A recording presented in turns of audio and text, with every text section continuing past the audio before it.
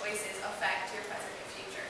And I mean, basically what I learned is every single decision you make affects your present and future in some way.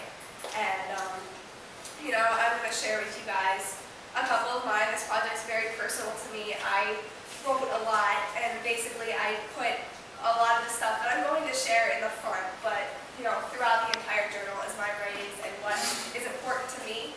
And I just hope you guys can just be open with me and be non-judgmental of what I'm going through. So, my number one choice is I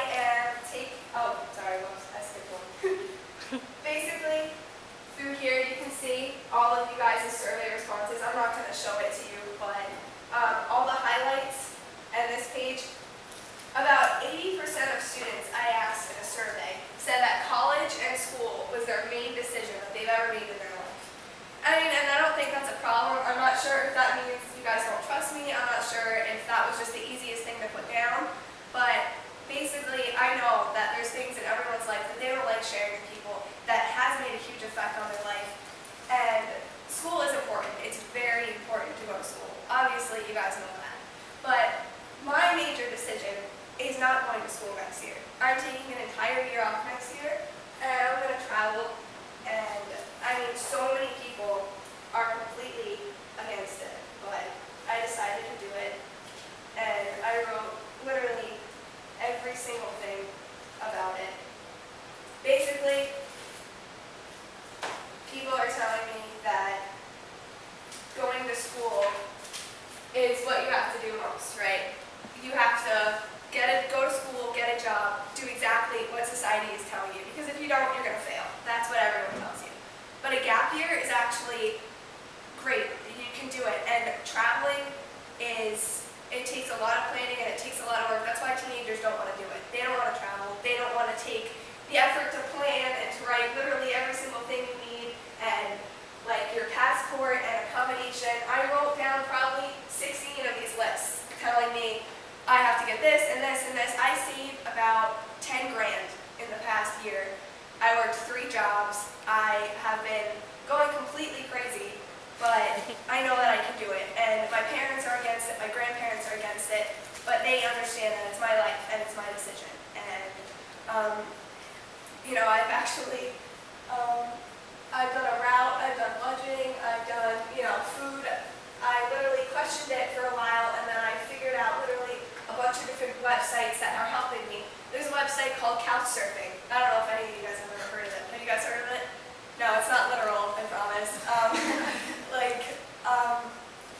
You basically, it's verified. You go and you have a profile, and you go to different areas, and there's people, travelers, that are offering to let you sleep on their couch, and they tell you your story, and they tell you exactly where you should be going, what you should be doing in their city. You can use their kitchen, their bathroom. It's all free. And people don't realize that they have these resources that they can't see. And I mean, there's Miss G was telling me about Airbnb, and it's cheap apartments you can stay at for a while.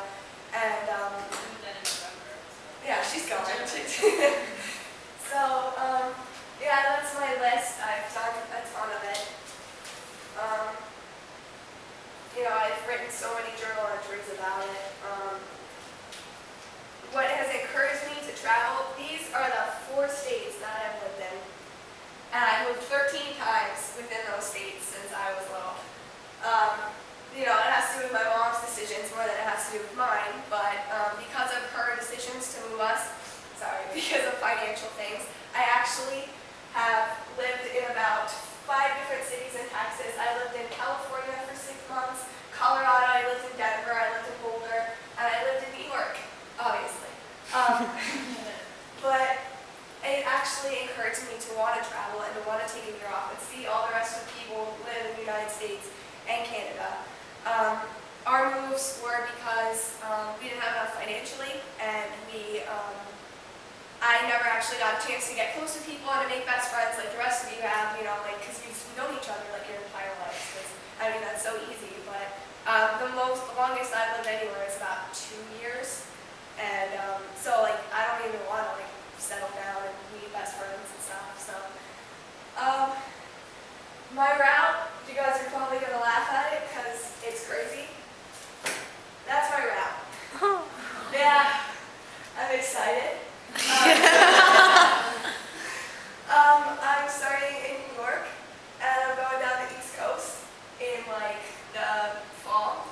And then my grandma lives down there, so I'm going to stay with her for a little bit. And then I'm going to go up through here through the summer months, and you guys probably think I'm crazy. And then in the winter, I'm going to come up through here and hopefully hit Canada. If not, I don't really care. No offense to Canada. But yeah, basically my struggle right now is trying to get here because my goal is to hit all 50 states, and Hawaii is kind of difficult because I don't have a boat or any kind of in there. I actually have articles from this guy. If you guys ever want to read on traveling across the country or traveling anywhere, this guy's name is I'm just completely nomadic man. I know, he sounds funny, but he literally has every single resource you need. His articles helped me get the drive to travel. He completely convinced me that I can do it, that I even emailed him and told him, like, I don't know if I can do this, my parents are completely against it. He's like, yeah, so many kids travel, like, you can do it. I don't know if he's just telling me that because, like, I emailed him, but it definitely inspired me. He's just basically saying, you know, in this article, don't be scared, you don't need a lot of stuff, you don't need a lot of money. And he's right, you can do it, anyone can do it. You know, I have everything about couch surfing, like I explained. There's success stories, you know, this guy saved $14,000 in 6 months, earning $9 per hour, which is possible, because I earned a lot this year, and I'm planning from what I've budgeted earning another like $5,000 this summer. I'm going to work 2 jobs right now, so it's kind of crazy. This right here, this envelope, earlier this year, I still planned on going to college because I was convinced that it was the right thing to do, and I had my acceptance letter in there. I have literally everything that says I can go to college next year, but I chose not to because it affected my life, and that's what I want to do. That's my choice. So, all right. So the next decisions are a bit silly. Not really silly, but you guys, you know, they're not as crazy as that. My next one is dating my boyfriend. I know it sounds silly because, you know, I'm in high school. He's my boyfriend. I love him so much. It's not. It's really not like that. Like I said before, I honestly did not want to get to know anyone. He liked me for like 6 months. He did not leave me alone. He literally got after me every single day and was like telling me, you know, he wants to take me out, he wants to do this. I didn't want to. I didn't want to hang out with anyone. I didn't want that. But for some reason, he pushed his way into my life, and he's my best friend, and he's my boyfriend, and I've literally been friends with him since I moved here 2 years ago.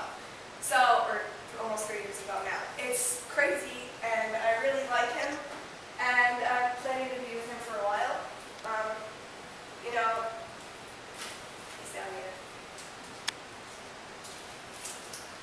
And he wrote a note for me in here. Basically, he said his decision was me as well. He's down here holding a teddy bear. You see him? He suits me because he's a loser and he's a dork. And I like it because I can be myself, and it's definitely a major change in my life because I never planned on meeting someone and being with someone. I planned on being one of those people that left high school and never had to deal with relationship drama and never even had anything on Valentine's Day. I just didn't care. It did not matter to me. And now I'm stuck with this kid, and I like him a lot. So now my next one, I have no artistic talent, so you guys are going to deal with my picture of leaving my hair short, and I really like it. See, that's me now. And that was me before I was sad because I had long hair. I don't know if you guys know my story. I burned my hair a year ago, and it was like down to here. It burned like up through here, and I had to have my hair short. I could have grown it out, I could have got extensions, but I loved my hair short because, like Emma Watson says, cutting your hair, it needs to feel sexier. It does. It's very I love it, and I love having my hair short. It's really fun, and it made me feel more confident than anything. See, that's me with long hair, right here. Oh, no, I'm gone. That's me with long hair, right here. I don't know if you can see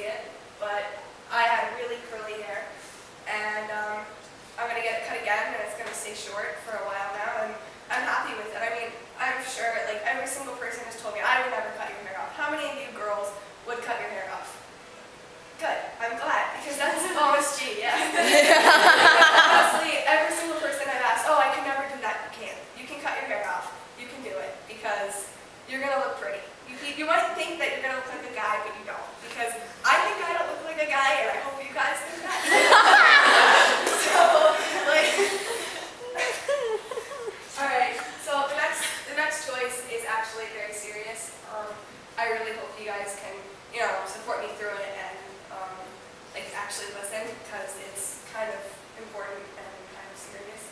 Over the summer and last year, and actually I went through anorexia, and it was really bad. I thought I was really fat, and I know now that I'm not. Sorry. I haven't really shared it with anyone, but it was a choice to want to diet and want to be skinny because, I don't know. But I actually wrote something about it, and I'm going to read it because it's hard for me to actually talk about it. Every single girl thinks they are more awkward and ugly than every other one. Well, it's not every single, but a lot of them. At least most do, and that's normal. I didn't go the normal route, though. I know what you're saying right now. Anorexia is not a choice. It isn't. It's a very serious disorder that people deal with, equating self-worth with thinness. However, the choice I made to leave myself there were conscious, as well as the decisions I made getting out of it. They are very important in the scheme of my life. Sorry. Basically, since I was tiny, I was compared to my gorgeous twin sisters. They are 20 and they're 5'6", and they are like this thin. And everyone loved them. I even got a comment a few years ago from this stupid senior guy, and he said, "Oh man, your sisters are so hot, what happened to you?" I mean, I know it's funny. You guys can laugh. I don't care. I thought it was the worst thing I've ever heard. But it followed me for years. I let it get to me, and other things about me led me to diet and want to be skinny, and I watch models, and half the girls that go to the school are about 5'2", and they're skinny, and they have long straight hair, and they all look the same. And I'm like Bigfoot next to them. I was so scared. So I thought because I was 5'9" and 135 pounds, and these girls were 5 foot and 90 pounds, I was like, this is really bad. So junior year, I started it. I started working out. I started eating healthy, and I was proud of myself because I looked good, but I took it too far. I don't really remember much about last summer. I didn't go outside or go swimming. I was too tired and sick to do anything. I really, really regret that because my boyfriend tells me I barely talked about anything. I only argued about him with food, and I hate that I put him through that. But out of all the decisions I've probably made so far, that was probably the worst one, and that's why I'm sharing it with you, because I told you the best one, which is my trip, and I had to tell you the worst one, because I feel like that's important. I still struggle from consequences today. I still struggle eating. I still struggle trying to make myself eat every single day. I've been getting better. Thanksgiving was the first meal that I ate all by myself. I took a picture, and I'm not on Instagram every day, so that's actually something that I was proud of. This is me before last summer. I was eating 2 ice cream sundaes, and then I lost a ton of weight in my face and my body, and I was so skinny. I was 5'9" at 113 pounds, I think, over the summer, and it was really bad. I literally just gained it back, and I feel good, and I'm happy about it. So, my advice about that is I don't recommend it to everyone. Everyone looks great. Everyone has something about them that is perfect, and I've always thought that, but I just didn't think it about myself. So, yeah, that's that decision. Am I taking up all the time? Are we okay? Okay. My other one was, my parents got divorced. I didn't really want to get into that one. Other things, that I wanted to share. My mom moved us 13 times. You guys know that one. My tattoo. I got a tattoo. I was proud of that, but it's a life decision, so, it's going to be on me forever, so I figured I would put that one on there. I moved to New York. I had a choice to stay with my dad in Colorado, but I moved here, and I kind of like it, so I did that. I worked 3 jobs at one point.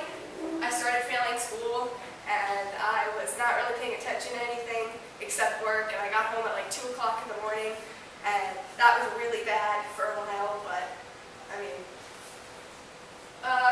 to buy my car, I spent $700 on it. It's a 1995 Ford Taurus, and I feel like I'm going to die every time I drive it. But it saved me a lot of money, and I actually kind of